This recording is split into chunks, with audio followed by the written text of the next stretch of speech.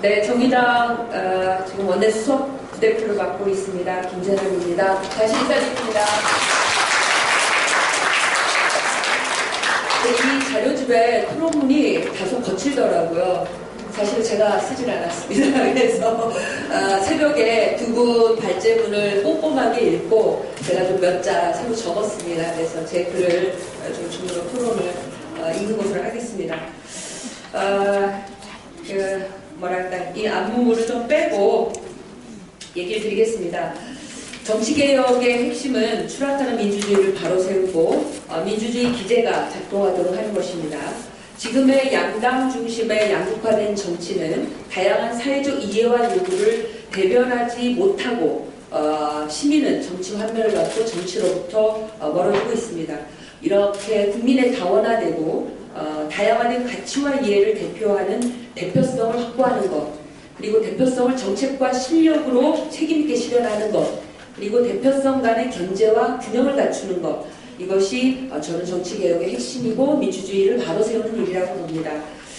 그래서 오늘은 정치에서 민주주의를 구현하기 위한 여성 대표성을 높이기 위한 정치개혁 방안을 모색하는 자리이니만큼 관련해서 말씀을 드리겠고요. 특히 저는 정의당이 당론으로 정하고 있는 정치개혁 핵심 과제인 선거제도 개혁과 관련해서 말씀드리고자 합니다. 우선 첫 번째, 정당 득표율 비례 의석 배분제로 개혁이 되어야 합니다. 선거제도의 개혁은 정치개혁의 핵심입니다. 현행 소선거구 단순 다수 대표제는 거대 양당의 기득권 동본 체제를 온전시키고 있습니다. 이러한 선거제도는 다수 유권자의 투표를 사표로 만드는 승자 독식 제도입니다. 그래서 다양한 사회적 이해와 요구를 반영하지 못하고 있는 것이죠. 정당 지지도와 지역 대표성을 국회 의석 배분에 정확히 반영해서 비례성을 확보하는 것이 바로 국민의 다양한 정치적 의사를 반영하는 것입니다. 전국 단위 정당 득표율로 각 정당의 전체 의석수를 결정하고, 그리고 각 정당은 지역구에서 획득한 의석수를 먼저 채운 후에 나머지 의석수를 비례대표로 채우는 정당 득표율 비례 의석 배분제, 이른바 도기적 정당 명부 비례대표제 도입이 정의당의 당론이고 이번에 저희가 핵심으로 내걸고 있는 정치개혁 과제입니다. 최근 정치권 일각에서 제기하고 있는 선거제도와 관련한 입장 몇 가지 말씀드립니다. 권역별 정당 명부 비례대표제인데요. 지역주의 완화 차원에서 대안으로 얘기가 되고 있습니다. 근데 저는 굉장히 신중하게 검토되어야 한다 말씀드립니다. 권역의 크기 그리고 배정되는 의석수를 어떻게 정하느냐에 따라서 굉장히 좌지우지 될 텐데요. 특히 제가 우려하고 있는 문제는 자칫 정치적 다양성 그리고 소수 정당의 의석 확보를 배제하는 제도로 오히려 이것이 전락할 위험이 이 안에 이미 상존하고 있기 때문에 이거는 지금 그런 조건이 무르익지 않은 상태에서 그냥 주장하는 것은 매우 위험하다 이렇게 말씀드립니다. 그래서 권역별 정당명부 비례대표제가 제대로 의미를 가지려면 비례대표 의석수의 획기적인 확대 그리고 권역을 대권역으로 확정하는 이것과 조치가 병행되었을 때 의미가 있다 말씀드리겠습니다. 역시 중대선거구제 그리고 도농복합 선거구제 역시 신중하게 검토돼야 합니다. 단순히 선거구 크기만 넓힌다라고 해서 지역주의가 완화된다든지 그럴 수가 없다고 봅니다. 오히려 중대선거구제는 지역주의 완화 그리고 비례성 실현, 정치 다원화 효과를 기대하기 어려운 제도로 작용하기 쉽습니다.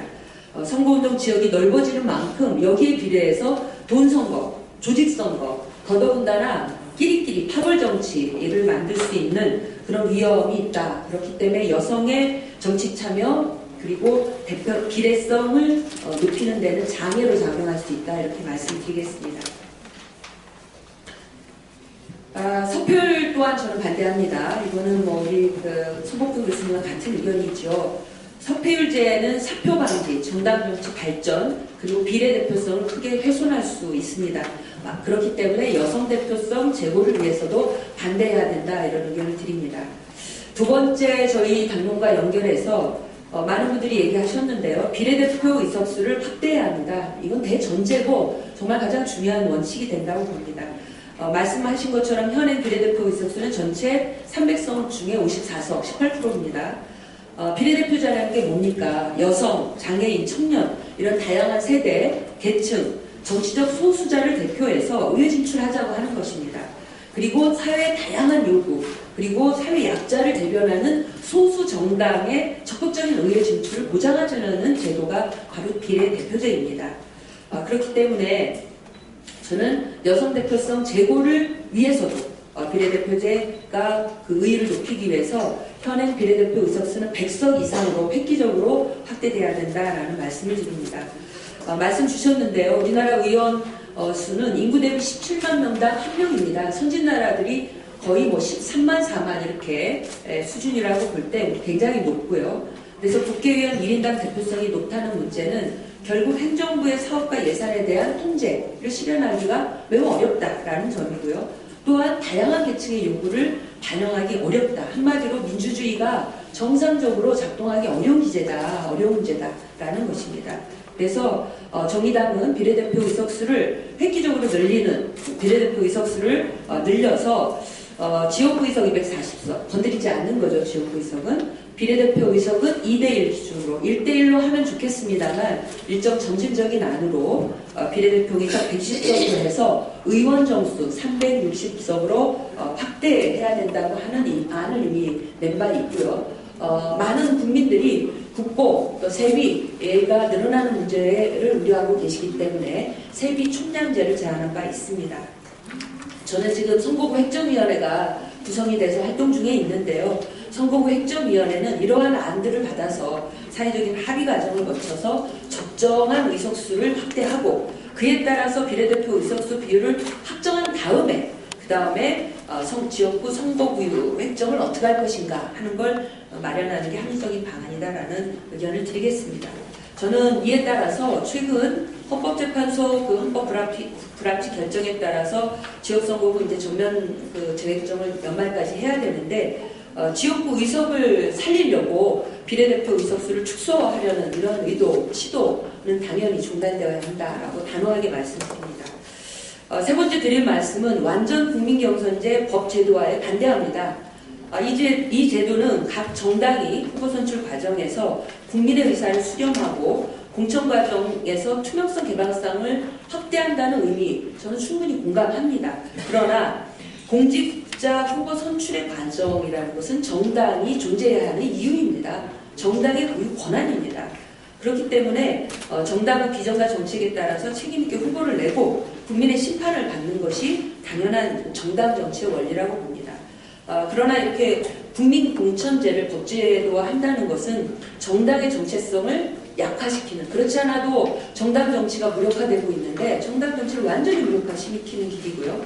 그래서 당적 기반이 아니라 오히려 동원력을 갖춘 돈 있는 명망가 그리고 현역 의원들에게 유리한 그런 국민공천제를 법제화한다는 것은 오히려 소수 정당과 정치 신인들에게 매우 큰 장벽이 된다는 점을 지적해 줍니다.